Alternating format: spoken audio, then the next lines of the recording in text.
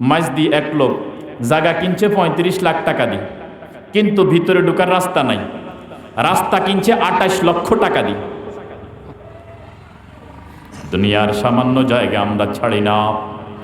হয়তো এটার দাম 3 লাখ, কিন্তু আমি বুঝছি এই ব্যক্তির দরকার বেশি, এই ব্যক্তির বিপদ না হয় এখানে বাড়ি করলে লাভ হবে না, ডুববে কেমনে, এই জন্য তার বিপদের সুযোগ নেয় মানুষ, নেয় কি না? আল্লাহ। তো এই জন্য হাদিসের এক অংশ বলছি, আল্লাহ নবীজি বলতেছেন যে যেই ব্যক্তি ঝামেলা বাড়বে না, ঝামেলা যেন না বাড়ে, এই জন্য নিজের 1 হাত 2 হাত এই জায়গাটা ছেড়ে দেয়, রাসূল তারে জান্নাতে কি দিবেন? ওরে বুঝেন না, রাসূল তারে জান্নাতে কি দিবেন? বাড়ি দিবেন, সুন্দর একটা দালান দিবেন, বিল্ডিং দিবেন। দুনিয়ার বিল্ডিং নয়, এটা 100 বছর পরে ভাঙিয়ে লিব। জান্নাতের এটা কি হবে? আপনাকে মালিক বানিয়ে দেওয়া হবে। উলাইকা হুমুল ওয়ারিসুন আল্লাযীনা ইয়ারিসুনাল ফিরদাউসা হুম ফিহা খালিদুন। এই বাড়ির জায়গা তোমাকে রেজিস্ট্রি করে দেয়া হবে, ওয়ারিসুন তোমাকে ওয়ারিস বানিয়ে দেয়া হবে। জান্নাতে তুমি যতদিন থাকবা এই বাড়ির মালিকানা ততদিন। এবার বলেন জান্নাতে কতদিন থাকবেন? জান্নাতে কতদিন? জান্নাতের জীবনের শুরু আছে, কোনো শেষ নাই। এই বাড়ির মালিকানার আমার শুরু আছে, আমার থেকে মালিকানা কারো কাছে যাবে না। যেহেতু জান্নাতে মরণ নাই, এই জন্য এই বাড়ি আমার থাকবে, আর কারো হবে না। আল্লাহ আমাদেরকে দুনিয়ার সামান্যটুকু ঝামেলা না বাড়িয়ে ছোটখাটো হক ছেড়ে আল্লাহ জান্নাতের বাড়ি নেওয়ার তৌফিক দিন, আমিন। এবার আসেন, রাসূল বলেন ওয়ানা যাইমু বিবাইতিন ফি ওয়াসতিল জান্নাহ মান তারাকাল কাযিবা ওয়া ইন কানা মাযিহা। আমরা মাঝে মাঝে বাজার থেকে মাছ নিয়ে যাই, তো আরেকজন বলে কাগু মাছ নিও নেন, জিজ্ঞাসা করেনি তো কাগু দুষ্টামি করে কয় না আলু আলু, এরকম কয়নি? কাগু হাঁটি যায়, কয় কাগু গিয়া করেন, কয় ঘুম যাই, কম না হাঁটিয়ে না যান, কয় তুই দেখতেছ তো হাঁটি যা, তোমার জিজ্ঞেস কিনলে, এরকম দুষ্টামি করে না? আল্লাহ নবী সাল্লাল্লাহু আলাইহি ওয়াসাল্লাম বলেন মান তারাকাল কাযিবা ওয়া ইন কানা মাযিহা। দুষ্টামি করে, দুষ্টামির চলে, যেটাকে আমরা কই বাইসালি করছে, কই না? রাসূল বলেন বাইসালি করে, দুষ্টামি করে যে ব্যক্তি মিথ্যা কথা বলে না, আনা যাইমুন বিবাইতিন ফি ওয়াসাতিল জান্নাহ, আমি রাসূল কথা দিলাম যে কখনো দুষ্টামি করেও মিথ্যা কথা বলে না, বাইসলামি করেও মিথ্যা কথা বলে না, ফাইজলামি করেও মিথ্যা কথা বলে না, এমনি এমনি কইয়ালাইছি এরকম করেও মিথ্যা কথা বলে না, আমি রাসূল কথা দিলাম তার জন্য জান্নাতের মধ্যখানে, যদিও সে দুনিয়াতে ভাঙ্গা করে থাকে, অথবা তার কোনো ঘর নাই, থাকার জায়গা নাই, ভাড়া বাড়িতে থাকে, অথবা আরেকজন বলছে এটা দিলাম তুমি এমনিতেই থাকো, দুনিয়াতে ঠিকানা নাই, ঘর নাই, জায়গা নাই, জমি নাই, আমি রাসূল কথা দিলাম তার জন্য জান্নাতে একটা বাড়ির ব্যবস্থা করে দেব। এই জন্য এবার বলেন বাইসালি করি, আর কোনো মিথ্যা কথা বলবেন নি, বাচ্চাদেরকে মিথ্যা আশ্বাস দিবেন নি। আমরা বাচ্চাদের সাথে মিথ্যা কথা বেশি বলি, অথচ আল্লাহ নবীজি বলেন দেখেন দুষ্টামি করি, ফাইজলামি করি, বাইসলামি করি, মিথ্যা কথা যে বলবে না, তাকে জান্নাতের একেবারে মধ্যখানে একটা বাড়ির ব্যবস্থা করে দেয়া হবে। সুবহানাল্লাহ। এবার হাদিসের 3 নম্বর অংশ শুনেন। এবার রাসূল বলেন ওয়ানা যাইমুন বিবাইতিন ফি আলাল জান্নাহ, জান্নাতের একেবারে সবচেয়ে উঁচু জায়গা যেটা, সবচেয়ে দামি জায়গা যেটা, ওই জায়গার মধ্যে একটা বাড়ির ব্যবস্থা করে দিবে এই ব্যক্তিকে, যেই ব্যক্তি তার চরিত্রকে সুন্দর করবে, যে তার চরিত্রকে সুন্দর করবে। চরিত্র সুন্দর মানে কি? সে মিথ্যা কথা বলে না, কারোর সাথে গালাগালি করে না, সে তার চোখ দ্বারা কোনো গুনাহ করে না, মুখ দ্বারা কোনো অযথা কথা বলে না, সে কারো হক মেরে খায় না, অর্থাৎ তার দ্বারা কোনো মানুষের কোনো ক্ষতি হয় না, এবং উল্টা পাল্টা বা ইসলামী কোনো এরকম ফাইজলামিমূলক কোনো কথা বলে না, দোকানে বসে সে আড্ডা দেয় না, নামাজের সময় নামাজ পড়ে, তার মুখ দিয়ে বেহুদা কোনো কথাবার্তা বাইর হয় না, সবাই চিন্তা করেন বলে না লোকটা অনেক ভালো মানুষ, উল্টা পাল্টা কোনো কাজেও নাই, কোনো কর্মেও নাই। আল্লাহ নবীজি বলেন এরকম যদি সমাজের মানুষ কোনো ব্যক্তির পক্ষে সাক্ষ্য দেয়, আর বাস্তবিক ভিতরে ভিতরে লোকটা এরকম হয়ে যায়, আমি রাসূল কথা দিলাম এই চরিত্রবান ব্যক্তিকে আমি জান্নাতের একেবারে সবচেয়ে উঁচু জায়গায় একটা বাড়ির ব্যবস্থা করে দেব। সেই জান্নাতের বাড়িতে যাইতে মন চাইনি আমাদের? তাহলে এই হাদিসের মধ্যে কাজ হইল 3টা। কাজ কয়টা বলেন? আরে কথা কন না, কাজ কয়টা?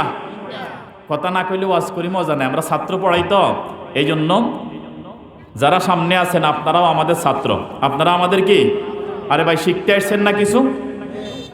আজকে তো একটা কথা শিখছেন। কি শিখছেন? 1 নাম্বার এই হাদিস থেকে কথা, যে ঝামেলা না বাড়ানোর জন্য, ঝামেলা বাড়ার দরকার নাই, নিজের 2 ইঞ্চি জায়গা ছাড়াই দিচ্ছে, 2 হাত জায়গা ছাড়াই দিছে, রাসূল তারে জান্নাতে কি দিবেন?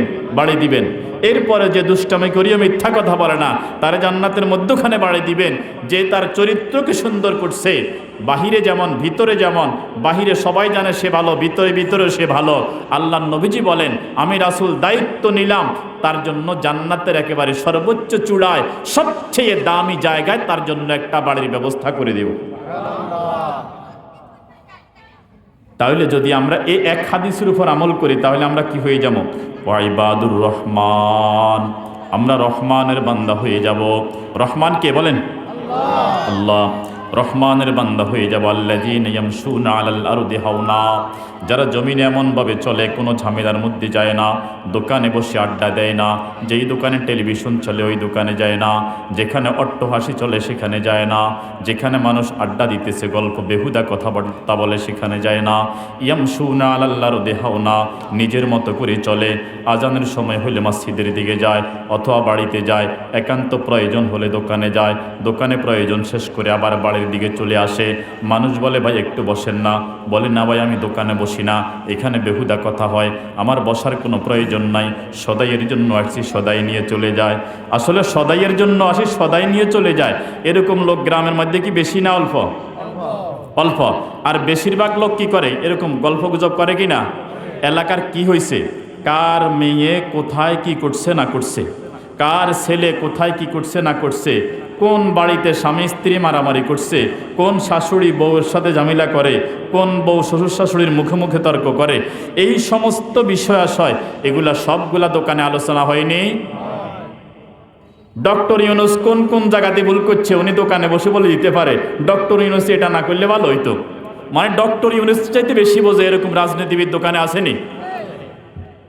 আচ্ছা, যারা এরকম রাজনীতিবিদ দোকানে বসি বসি এগুলা করে, আমার পরামর্শ, আমার এই কথাগুলা শোনার টাইম ডক্টর ইউনুসের আসেনি। আমার জিগাইব নি দেশ চালাইতে? বলেন জিগাইব? বেহুদা কথা বলতেছি আমরা।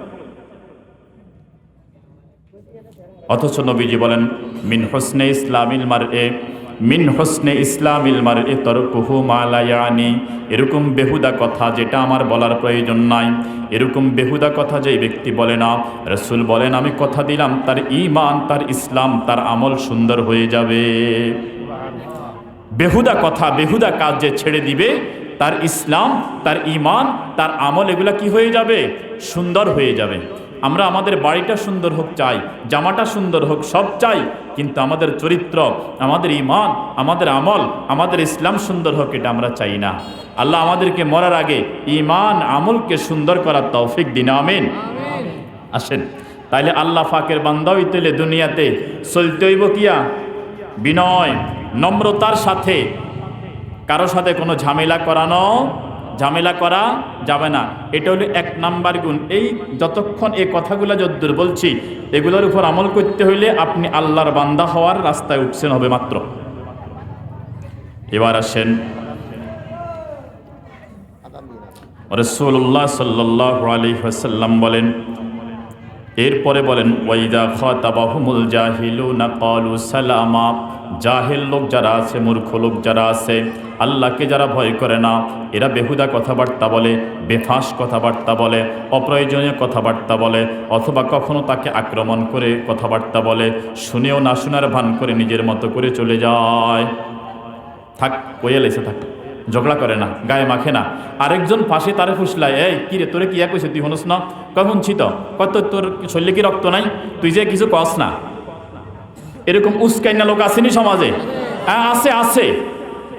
ছেলের বউরে শাশুড়ির বিরুদ্ধে উস্কায়, শাশুড়িরে বউয়ের বিরুদ্ধে উস্কায়, কি গো আন্নে গো বউ কেন চলে আন্নে দেন না? এরকম শয়তান দুষ্ট মহিলা, দুষ্ট পুরুষ আসেনিও? পুত্রবধূকে বোঝানো দরকার, মা তুমি এই সংসারে আসছো, তোমার শাশুড়ি বউ হয়ে এসছে, এখন তার হাতে এই সংসারের নিয়ন্ত্রণ।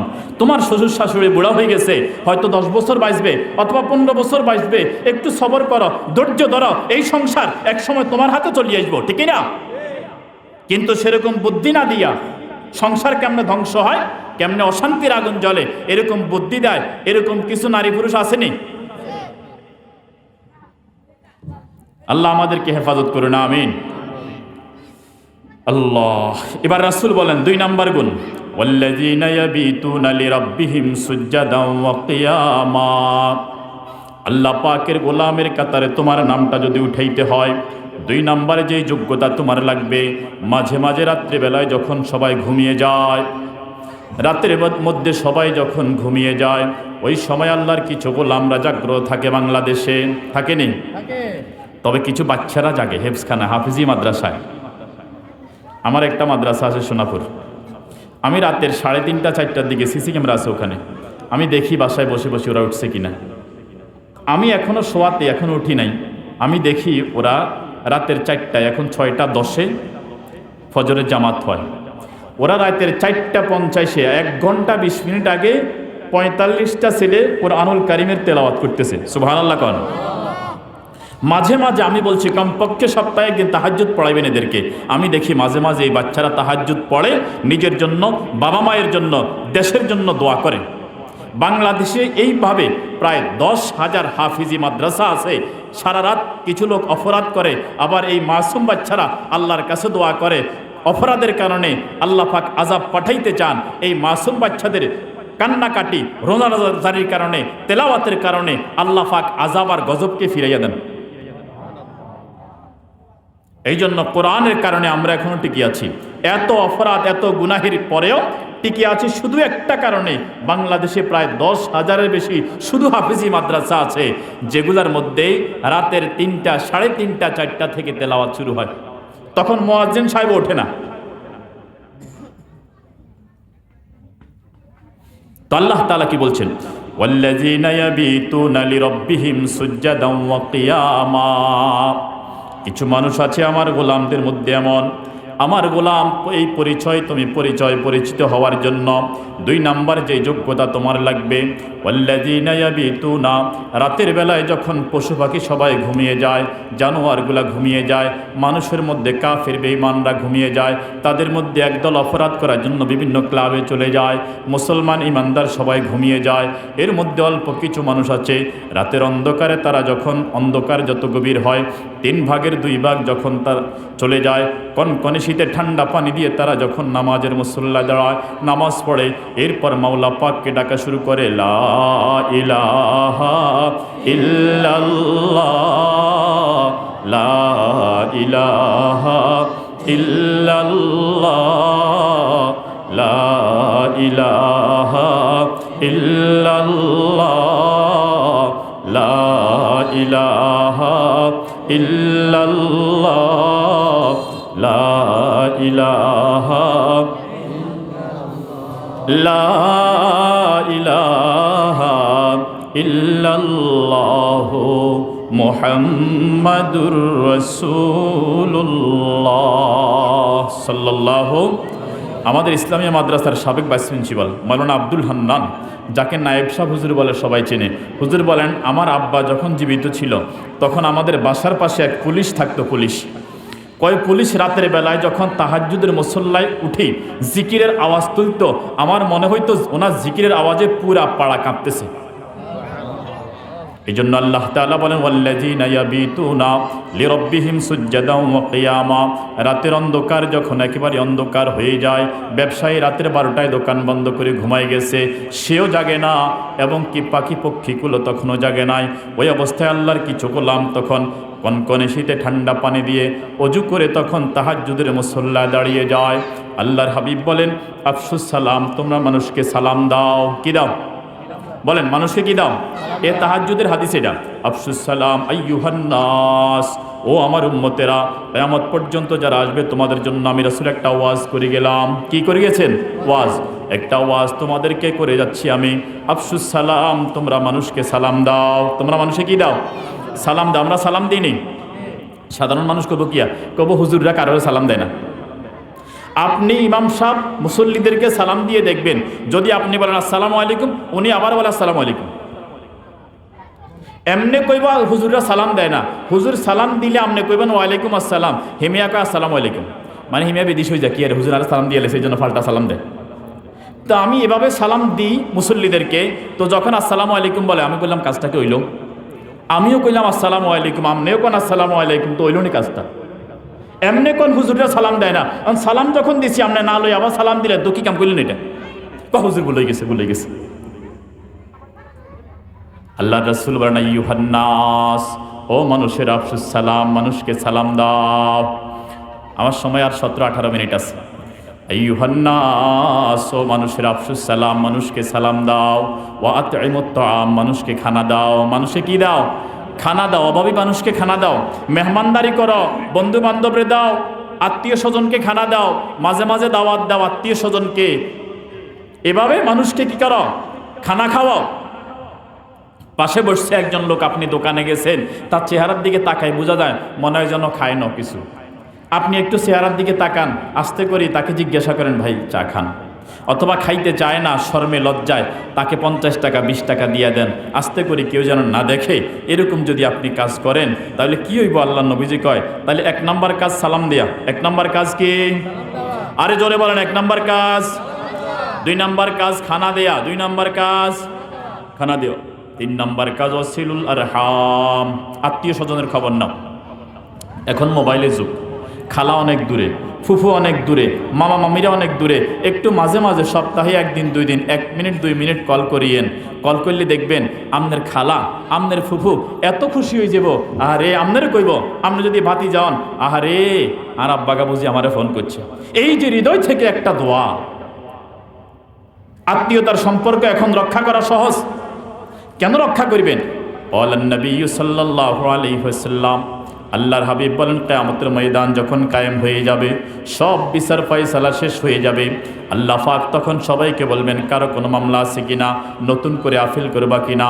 আত্মীয়তার সম্পর্ক আল্লাহর আরশের খুঁটি ধরে দাঁড়িয়ে যাবে, বলবে ইয়া রব্বি সিলমান ওয়াসালানি ওয়াত্তামান কাতানি, আয় আল্লাহ দুনিয়ার জমিনে আত্মীয়তার সম্পর্ক যে বজায় রেখেছে, আপনি আজকে আপনার রহমতের সম্পর্ক তার সাথে রাখেন। আত্মীয় স্বজনের খবর যে নেয় নাই, আজকে আপনি তার সাথে রহমতের সম্পর্ক ছিন্ন করে দেন। এই জন্য নবীজি 1 নম্বর বলেন ইউহান্নাস আফশুস সালাম, ও দুনিয়ার মানুষেরা সালাম দাও। ওয়া আতইমুত তাআম, মানুষকে খাবার দাও। ওয়াসিলুল আরহাম, আত্মীয় স্বজনের খবর নাও। ওয়াসাল্লু বিল্লাইলি ওয়ান নাসু নিয়াম, রাতের বেলায় সবাই ঘুমায়, তোমার বউ ঘুমায়, তোমার বাচ্চা ঘুমায়, মেয়ে ঘুমায়, তোমার ভাই ঘুমায়, আব্বা ঘুমায়, আম্মা ঘুমায়। এই সময় ঠান্ডা পানি দিয়ে কনকনে শীতকে উপেক্ষা করে ঠান্ডা পানি দিয়ে ওযু করে 2 রাকাত 4 রাকাত তাহাজ্জুদ নামাজ পড়াও। তাদখুলুল জান্নাতা বিসালাম, আমি রাসূল কথা দিলাম যার আমল নামায় সালাম পাওয়া যাবে, মানুষকে খাবার দিবে। 3 নম্বর হলো আত্মীয় স্বজনের খবর নেবে। 4 নম্বর মাঝে মাঝে তাহাজ্জুদের নামাজ পড়বে। রাসূল বলেন সালাম দিয়ে শুরু করেছি, আল্লাহর জান্নাতের ফেরেশতারা তাদখুলুল জান্নাতা বিসালাম, সালামে সালামে তোমাকে জান্নাতে নিয়ে যাবে। জান্নাতের মধ্যেও সালাম থাকবে, সালামুন কাওলাম মির রাব্বির রহিম। মাঝে মাঝে ফেরেশতারা এসে বলবে ও আব্দুস সালাম, ও আব্দুল মান্নান, ও নজরুল ইসলাম, ও শহীদুল ইসলাম, সালামুন কাওলাম মির রাব্বির রহিম। রব্বির রহিম আল্লাহ পাক রব্বুল আলামিন তোমাকে সালাম পাঠাইছে। আল্লাহর সালাম পাইতে মন চায়নি, তো এই জন্য দুনিয়াতে কেউ সালাম দিলে সালাম লইবেনও না, দিবেনও না। কেন? সালাম দিব তো ইনশাআল্লাহ, বলেন সালাম দিবেন নি? সালাম পাওয়ার সবচেয়ে উপযুক্ত হলো আব্বা এবং আম্মা। স্ত্রীর সালাম পাওয়ার উপযুক্ত স্বামী, স্বামীর সালাম পাওয়ার উপযুক্ত স্ত্রী। কত বাচ্চা আছে, ছেলে আছে, রিক্সা ড্রাইভারেরও সালাম দেয়, হইরেরও সালাম দেয়, শুধু আব্বা আম্মার সালাম দেয় না। আল্লাহ আমাদেরকে এই কথার উপর আমল করার তৌফিক দিন, আমিন। তাহলে আসুন, এই জন্য বলছি যাদের বয়স হয়ে গেছে, মুরব্বী যারা আছেন, বাবার সমতুল্য, এলাকার মধ্যে আপনি চাচা, আপনি দাদা, আপনি জ্যাঠা, সবাই আপনাকে বলে। আপনার ছোট কত মানুষ এই মসজিদের মুসল্লি ছিল, এখন দুনিয়াতে নাই, ঠিক কিনা? এই এলাকার দোকানদারের কাস্টমার ছিল বহু লোক, আপনার পরিচিত, এখন দুনিয়াতে নাই। এক দোকানে বসে চা খেয়েছেন, আড্ডা দিয়েছেন এক জায়গায়, এখন তারা দুনিয়াতে নাই, ঠিক না? এখন দুনিয়াতে নাই, তো এক সময় আপনি আমিও থাকবে না। এই জন্য বয়স যেদের হয়েছে কমপক্ষে সপ্তাহে একদিন, বিশেষ করে বৃহস্পতিবার দিবাগত রাত, শুক্রবারের রাত পড়ে, মাঝে মাঝে অন্তত প্রতিদিন না পারলেও একদিন হলেও একটু তাহাজ্জুদ পড়বো ইনশাআল্লাহ। কি বলেন? কোন বুজুর্গ, কোন আল্লাহর ওলি, কোন মুফতি, কোন মুহাদ্দিস, যাদেরকে আমরা নাম শুনলে শ্রদ্ধা ভক্তি আসে, এরকম আল্লাহ পাকের মুকাররব প্রিয় বান্দারা কেউ তাহাজ্জুদ ছাড়া ওই পর্যায়ে পৌঁছতে পারেন নাই। তাহাজ্জুদ এটা আম্বিয়ায়ে কেরামের আমল, এই তাহাজ্জুদ এটা নবীদের আমল, সাহাবাদের আমল, তাবেঈদের আমল, বড় বড় মুহাদ্দিস মুফতিয়ানে কেরামের আমল, এটা আল্লাহওয়ালা যারা তাদের আমল, যারা রাতের বেলায় দিনের বেলায় মুজাহিদ ছিলেন, রাতের বেলায় তাহাজ্জুদের মুসল্লায় দাঁড়িয়ে কান্না করতেন, যাদের কিতাব আমরা এখন পড়ি, আপনাদেরকে ওয়াজ করি, তাহাজ্জুদ হলো ওই সমস্ত আল্লাহ পাকের সবচেয়ে মুহাব্বতের মানুষগুলার আমল। এই জন্য মাঝে মাঝে পড়বো ইনশাআল্লাহ। কি বলেন? দুইটা গেল, এরপর কি বলেন আল্লাহ তাআলা? ওয়াল্লাযীনা ইয়াকুলুনা রাব্বানা ইসরিফ আন্না আযাবা জাহান্নাম ইন্না আযাবাহা কানা গরামা। আল্লাহ পাকের গোলামদের 3 নাম্বার পরিচয় হলো, তাদের চরিত্রে তাদের আমলের মধ্যে 3 নাম্বার কাজ হলো ইয়াকুলুনা রাব্বানা ইসরিফ আন্না আযাবা জাহান্নাম। তারা মাঝে মাঝে আল্লাহ পাকের কাছে দোয়া করবে, চলতে ফিরতে সকাল সন্ধ্যায় দোয়া করবে, আল্লাহুম্মা আজরিনি মিনান নার, আল্লাহুম্মা আজরিনি মিনান নার। বলেন সবাই, আল্লাহুম্মা আজরিনি মিনান নার, আল্লাহুম্মা আজরিনি মিনান নার, আল্লাহুম্মা আজরিনি মিনান নার, আল্লাহুম্মা আজরিনি মিনান নার। জবানে থাকবে এই শব্দ, অন্তরে অন্তরে মালিককে বলবেন, মালিক তোমার যে জাহান্নাম, এটা আগুন আর আগুন, ওই আগুনকে 70 বার ধোয়া হয়েছে, 70 বার ধোয়ার পরে আগুনের যেমন তেজ কমে গিয়েছে, ওই আগুনটাকে দুনিয়াতে পাঠানো হয়েছে।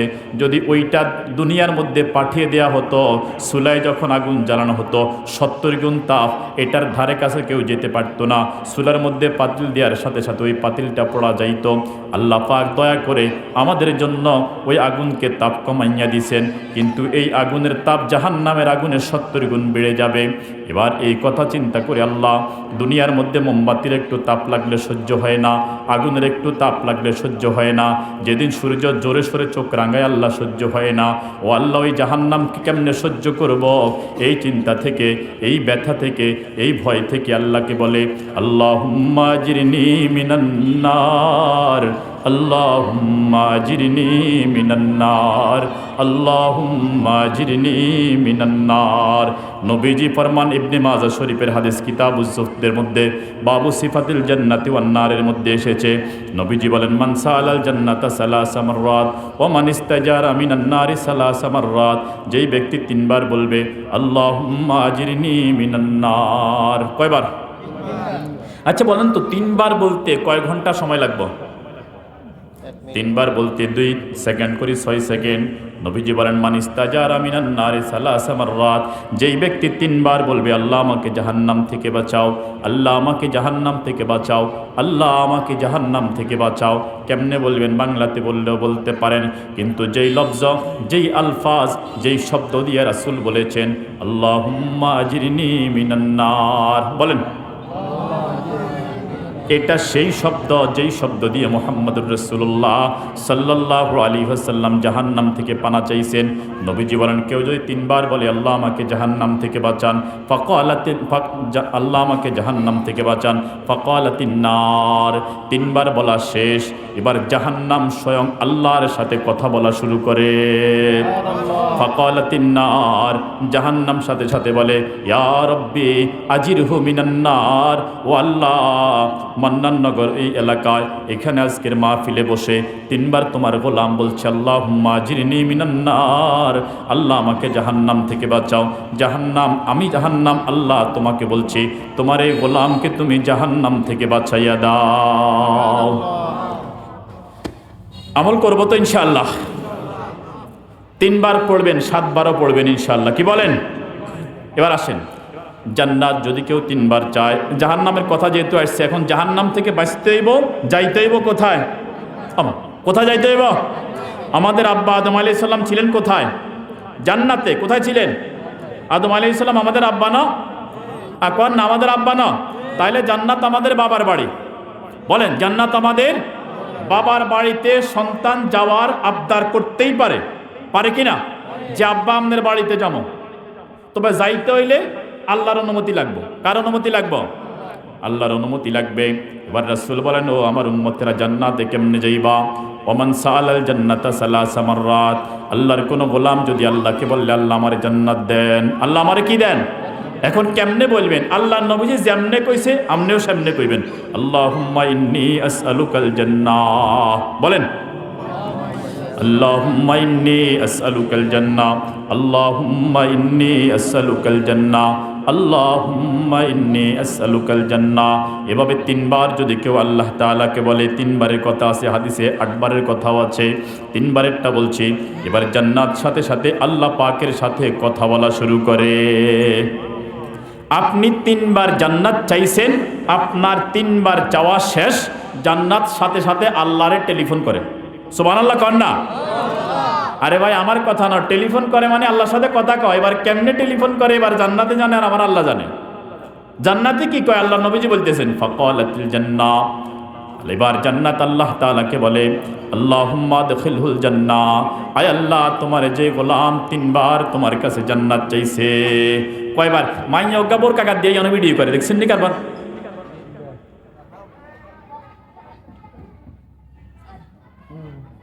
ওই দিন সেবারহাট গেছি, মাহফিল করতাম। মাহফিল শেষ করি, আসার পরে বয়ান শেষ করি, আসতেছি, মহিলারা এসে ফুচকা খাইতো। মাহফিল হয়েছে হেদায়েতের জন্য। আলোচনা শেষ করি, বাইরে হয়েছি, গাড়িতে উঠছি, মহিলারা 5-7 জন আসছে, ফুচকা দোকানদারের এখানে ফুচকা খাইতো। চিন্তাটা করেন। বইয়ার হাটের ওই পাশে গেছিলাম, কবিরহাটের ওইদিকে। মাহফিলের এখান দিয়ে সামনে দিয়ে কোনো পর্দা নাই, মহিলারা অন্তত প্রথম 10 মিনিটে 15 থেকে 20 জন মহিলা শুধু আসতেছে যাইতেছে। এই অবস্থায় বয়ানটা আসেনি, বলেন তো? এই মহিলাটা যদি এখানে, মেয়েটা না আসতো, তাহলে এই কথাগুলো এখন অন্যদিকে যাইতো?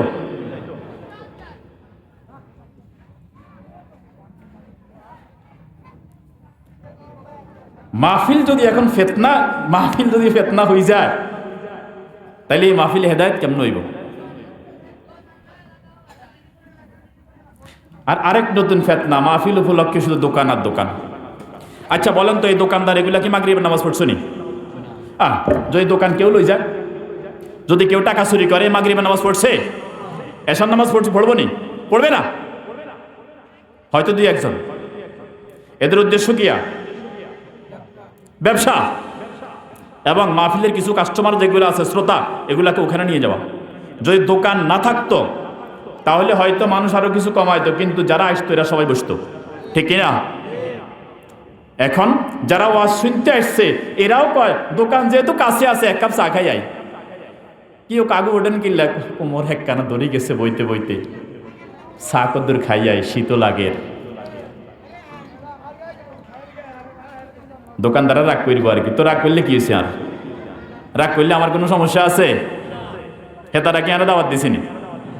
তো আমার কথা যেটা বলার দরকার এটা কইতে হইব, ঠিক না? কিন্তু সময় তো নাই, কেমনে কমো? আর 4-5 মিনিট আছে। আসেন তাহলে আরেকটা আমল দিয়ে আজকে, যে আমলটা বললাম, প্রতিদিন সকাল সন্ধ্যায় আল্লাহর কাছে জান্নাত চাইবো, জাহান্নাম থেকে পানা চাইবো। চাইবো কি? তো ইনশাল্লাহ। কি আমনে কেমন চাইতেন না? আল্লাহর নবী যেখানে কয়, আল্লাহ আমারে জাহান্নাম থেকে বাঁচাও, যেই রাসূলের কদম মোবারক প্রথম জান্নাতে পড়বে, আল্লাহর নবীজি জান্নাতে কদম দেওয়ার আগ পর্যন্ত কারো জন্য জান্নাতে পা রাখা হারাম। সুবহানাল্লাহ কন না? নবীজি বলেন, জান্নাতের মধ্যে আমি প্রথম কদম রাখবো, এর আগে ইব্রাহিমেরও সুযোগ নেই, আদমেরও সুযোগ নেই। সেই নবীজি বলতেছেন, আল্লাহ আমারে জাহান্নাম থেকে বাঁচাও, আমারে জান্নাত দাও। তাহলে আমরা উম্মত কইতাম না কিনলি, আমাদের আরো বেশি বলা দরকার নেই। এখন আপনি কইবেন, হুজুর 3 বার কইছেন, 3 বারে কমো, 3 বারে বেশি কইতেন না? দা যেটার মধ্যে মতোই গেছে, ধার কমে গেছে, এটারে বেশি দাঁড়ান লাগে না? আমাদের গুনাহ বেশি, আল্লাহর কাছে আমাদের চাইতেও বেশি, ঠিক না? কারণ আমার প্রয়োজন বেশি। দেখবেন যার প্রয়োজন বেশি সে পিছ ছাড়ে না। সোনাপুর মাছ বাজারে যখন দেন, যাওয়ার পরে এবারে মাছ বাজার গেছি, পিছন থেকে আমার ফিটে আস্তে আস্তে করি হাত দেয়, তাকাই দেখলাম যে ভিক্ষুক, হুজুর কিছু দেন। আপনি দেখবেন যে আপনি কিছু দেন নাই, এরপরে মোরগ দোকানে গেছেন, সে আপনার পিছনে, আবার তাকাই দেখলেন যে ওই ভিক্ষুকটাই, হুজুর কিছু দেন, আপনি দেন নাই। আবার সবজি দোকানে গেছেন, তাও আবার পিঠে, হুজুর কিছু দেন না। এবার বিরক্ত, ওই 10 টাকা দেয়, দেখি না? তাহলে এই ব্যক্তি তার 10 টাকার জন্য হাল ছাড়ে নাই, 10 টাকা সে উদ্ধার করে ছাড়ছে। আর আল্লাহর নবীজি বলেন 3 বার যদি জান্নাত চাও প্রতিদিন আল্লাহর কাছে এবং জাহান্নাম থেকে পানা চাও, তাহলে তোমার জন্য জান্নাত আল্লাহর কাছে সুপারিশ করব। এই আমলটা করবেন তো ইনশাআল্লাহ? আল্লাহ তৌফিক দেখা, আমিন। এবার আসেন, সামনের দিকে যাওয়ার আর সুযোগ নাই, তবে ছোট্ট খাট্ট কিছু আমল কই দিই। আল্লাহ নবীজি বলতেছেন, আপনারা আজান শুনেননি? কথা বলেন, শুনেননি? আজান শোনার পরে আজানের জবাব দেননি? দেন না। যে আসতে হয়ে গেছে, আজানের জবাব আমরা দিই না, দিইনি। ঘরেও গল্প চলে, দোকানে গল্প চলে, খুব কম মানুষ আজানের জবাব দেয়। আল্লাহ নবীজি বলতেছেন, মান ক্বালা মা মিসলা মা ইয়াকুলুল মুআজ্জিন, যে ব্যক্তি মুআজ্জিন যা কইছে সেও তা কইছে। হাইয়া আলাস সালাহ হাইয়া আলাল ফালাহর সময় কি জবাব দিবেন সেটা তো জানেন, এই জন্য বললাম না। মুআজ্জিন যা বলে সেও তা বলে। সুম্মা সাল্লা আলাইয়া, আজান শেষ হয়ে গেছে, আমরা একটা দোয়া পড়ি না, আগে পড়বেন সাল্লাল্লাহু আলাইহি ওয়াসাল্লাম, আজানের জবাব দিবেন, এরপরে পড়বেন কি সাল্লাল্লাহু আলাইহি ওয়াসাল্লাম। এরপরে রেডিও টেলিভিশনে দোয়া একটা শুনছেন, আল্লাহুম্মা রাব্বা হাযিহিদ দাওয়াতিত তাম্মা, এই দোয়াটা পড়বেন। আল্লাহ নবীজি বলেন, যেতে এই আমলটা করবে আমার যে উম্মত, হাল্লাত লাহু শাফাআতি, এটা ফতোয়া স্বামীর মধ্যে আসছে, তার জন্য আমি রাসূলের সুপারিশটা ওয়াজিব হয়ে যায়। আমলটা কত সহজ, সওয়াব কত বেশি। রাসূল বলেন আমার উপর দায়িত্ব হয়ে যায় ওই উম্মতের জন্য সুপারিশ করা। এবার আজানের জবাব দিছেন তো? দিবেন ইনশাআল্লাহ? বলেন দিব ইনশাআল্লাহ। এবার আজান শুনলে আমরা কি করি? ওযু করি। বলেন কি করি? ওযু করি। ক্বালান নবী সাল্লাল্লাহু আলাইহি ওয়াসাল্লাম, মান তাওয়াদ্দা ফাহসানাল উদুয়া, যেই ব্যক্তি সুন্দর করে ওযু করল, ওযুর শেষ যখন হয়ে যায় ওযুটা, এরপরে সে বলে আশহাদু আল্লা ইলাহা ইল্লাল্লাহু ওয়া আশহাদু আন্না মুহাম্মাদান আবদুহু ওয়া রাসূলুহু। এটা পারি তো? নবীজি বলেন কালিমাতুশ শাহাদা যে ওযুর পরে পড়বে, আল্লাহ পাকের তাওহীদের সাক্ষ্য দিবে, মুহাম্মদুর রাসূলুল্লাহর রিসালাতের সাক্ষ্য দিবে, এই কালিমাটা পড়বে। রাসূল বলেন ইল্লা ফুতিহাত লাহু সামানিয়াতু আবওয়াবিল জান্নাহ, 5 ওয়াক্ত নামাজের ওযুর পরে কালিমাতুশ শাহাদা যে পড়বে, তার জন্য ফুতিহাত লাহু সামানিয়াতু আবওয়াবিল জান্নাহ, জান্নাতের 8 দরজা খুলে যাবে। বলেন আমল এটা কি? এটাও সহজ না? কে করবে? ওয়াকালিলুম মিন ইবাদিয়াশ শুকুর, না শাকুর কি জানি অবশ্য আছে, ওয়াকালিলুম মিন ইবাদিয়াশ শাকুর। করেনেওয়ালা কম, করেনেওয়ালা কম। তাহলে আমল এটা করবেন তো ইনশাআল্লাহ? আল্লাহ, মনে থাকবো নি? তাহলে আমল কয়টা দিছি? 1 নাম্বার আল্লাহুম্মা জিরনি মিনান নার, সকাল সন্ধ্যা। আল্লাহুম্মা ইন্নী আসআলুকাল জান্নাহ, এটাও সকাল সন্ধ্যা। এরপর ওযুর আজানের জবাব দিব। দিবেন তো ইনশাআল্লাহ? আজানের জবাব দিবেন, দিবেন না? এরপরে ওযু করবেন। ওযুর শেষে কি করবেন? ওযুর শেষে কালিমাতুশ শাহাদা পড়বেন। শেষ করতেছি, এক হাদিস বলে ওযু করলে সওয়াব আছে নে? ওযু করলে 2 সওয়াব। ক্বালান নবী সাল্লাল্লাহু আলাইহি ওয়াসাল্লাম, আলা আদুল্লুকুম মা ইয়ামহুল্লাহু বিহিল খাতায়া ওয়া ইয়ারফাউ বিহিদ দারাজাত। আল্লাহর কোন গোলাম যদি নামাজের জন্য সুন্দর করে ওযু করে, নবীজি বলেন তোমরা যদি কয়েকটা কাজ করো, ইয়ামহুল্লাহু বিহিল খাতায়া, আল্লাহ পাক তোমাদের গুনাহকে মুছে দিবেন। গুনাহ কি দিবেন? আরে ভাই, কাগজের মধ্যে আমার গুনাহ লিখিয়ে রেখেছে ফেরেশতারা, আল্লাহ কয় কাটিস না, ইয়ামহু, মুছে দাও। কি দাও? মুছে দাও, যেন দেখা না যায়। গুনাহকে মুছে দেয়া হবে। ওয়ারফাউ বিহি দারাজাত, আল্লাহ পাকের কাছে মর্যাদা বেড়ে যাবে। এবার নবীজি বলেন কি করবা? ইসবাগুল উদুয়ে আলাল মাকারে, ওযুর পরে তাশাহুদ পড়ার জন্য, কালিমাতু শাহাদা পড়ার জন্য বলছি। নবীজি বলেন ঠান্ডা পানি দিয়ে ওযু করে, কনকনে শীত, কনকনে শীত ওযু করতে কষ্ট হয় না? নবীজি বলেন ইসবাগুল উদুয়ে আলাল মাকারে, কনকনে শীতে ঠান্ডা পানি দিয়ে ওযু করলে আল্লাহ পাক তার গুনাহকে মুছে দিবেন, আল্লাহ পাকের কাছে তার মর্যাদা বেড়ে যাবে। তাহলে ওযুর শেষে কালিমাতু শাহাদা যে পড়ব, জান্নাতের 8 দরজা খোলা হইব।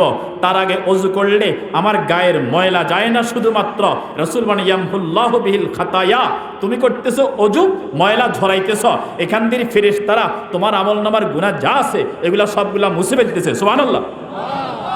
ওয়ারফাউ বিহি দারাজাত, আল্লাহর কাছে মর্যাদা বেড়ে যায়। এক আমল যে ওযু করলে কি হয়? গুনাহ মুছে, মর্যাদা বাড়ে। আরেকটা, ওযু শেষে কি করেন? ঘরে ঘুম যান। ওয়া কাসরাতুল খুতা ইলাল মাসাজিদ, ওযু শেষ হয়ে যায়, ফজরে আসে, জোহরে আসে, আসরে আসে, মাগরিবে আসে, এশাতে আসে, মসজিদের দিকে বেশি বেশি আসে। আল্লাহ পাক বেশি বেশি আসার দ্বারা গুনাহ মুছে দেয়, আল্লাহর কাছে মর্যাদা বেড়ে যায়। 3 নাম্বার আমল ওয়া ইন্তিজারুস সালাতে বাদাস সালাত ফাযালিকুমুর রিবাত, ফাযালিকুমুর রিবাত। এক ওয়াক্ত নামাজ শেষ হয়েছে, আরেক ওয়াক্ত নামাজের জন্য অপেক্ষায় থাকে। দোকানে চলে গেছে, আরেকজন বলে ভাই অমুক জায়গায় যাব, বলে না অমুক জায়গায় মাগরিবের নামাজ পড়তে পারবো না, জামাত ছুটে যাবে। একটা চৌকান্ন থাকে, সচেতন থাকে, আন্তরিকতা থাকে নামাজের জন্য। এই আমলগুলা যে করবে, এক ওয়াক্ত নামাজের পরে আরেক ওয়াক্ত নামাজের জন্য সচেতন থাকবে, এরপরে মসজিদের দিকে পুরুষ বেশি বেশি যাবে, মহিলা ঠিকঠাক মতো নামাজ পড়বে, কষ্ট হয় এরপরও ঠান্ডা পানি দিয়ে ওযু করবে, আল্লাহ পাক গুনাহ মুছে দিবেন, আল্লাহর কাছে ওই বান্দা দামি হয়ে যাবে। আল্লাহ আমাদেরকে আল্লাহ পাকের বান্দা হওয়ার এবং তার কাছে দামি হয়ে কবরে যাওয়ার তৌফিক দিন, আমিন। ওয়া আখিরু দাওয়ানা আলহামদুলিল্লাহি রাব্বিল আলামিন। আসসালামু আলাইকুম ওয়া রাহমাতুল্লাহ।